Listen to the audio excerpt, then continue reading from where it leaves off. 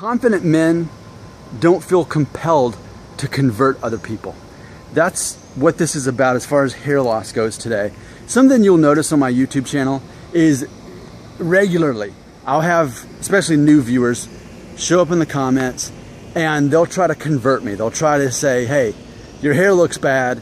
You need to get a hair transplant. You need to buzz your hair off. You need to take Propecia. You need to do this. And so every once in a while, it's actually out of a warm place in their heart. They're just looking out for me. But most of the time, it doesn't feel that way. Most of the time, it feels like someone is saying, you need to do this because surely with that hair, you can't be happy.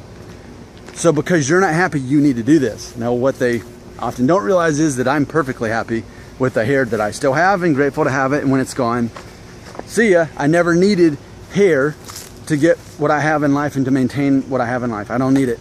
And I know that. But the fact that they're so compelled to get me to do something about my hair loss tells me something about them, that they're not confident. They're not confident. And those same people, if they do stick around, eventually in the comment section, they'll admit that they're insecure about how they'll be perceived by society with their hair loss. It's a cliche to me. So from now on, and it's been this way, but when people leave comments telling me what to do on my hair loss, I automatically say, in my mind, that's someone who's not confident.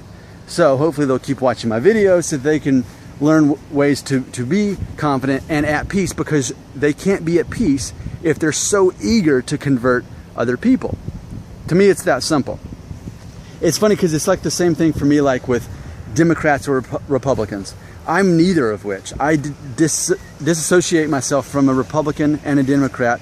I don't buy into either belief system. I think they both got their flaws and their advantages, but to choose one side or the other, no way. I don't want to be like a Democrat who thinks that everything about being a Democrat is the right way, and that Republicans are wrong people who have wrong morals. And I don't want to be the Republican who thinks it's that way about Democrats, that Democrats have no morals and that they're wrong about. It's funny because they both feel the same way about each other. So, and that's how I feel about people who leave the comments and say, you need to get a hair transplant, you need Propecia, you need to shave your head. Put all those guys in the same room and just let them sort it out all day, because they're the ones who aren't secure in their beliefs.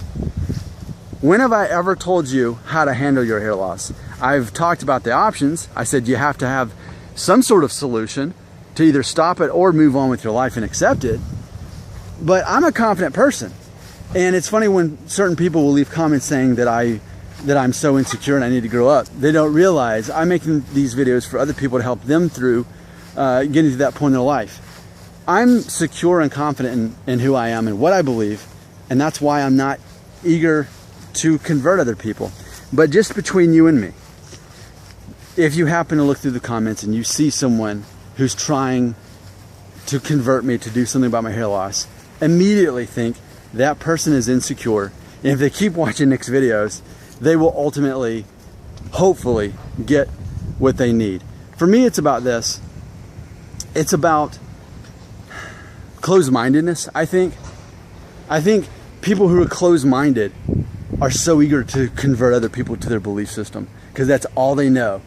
To me, closed-mindedness will always translate as insecurity. So what I'm presenting to you with theory is, if you're secure, you're open-minded. If you're insecure, you're closed-minded. If you're open-minded, then you're not eager to promote a specific idea to everyone. If you're closed-minded, that's all you know because you live in fear in that one thing, and without that one thing, your world falls apart. And maybe that's with hair. Maybe, forgive me for being so crude, maybe you're closed-minded to the fact that you have value other than your hair loss. Even as a single man, a single young man who may be losing his hair, in your closed-minded worldview, you believe that your hair determines your future.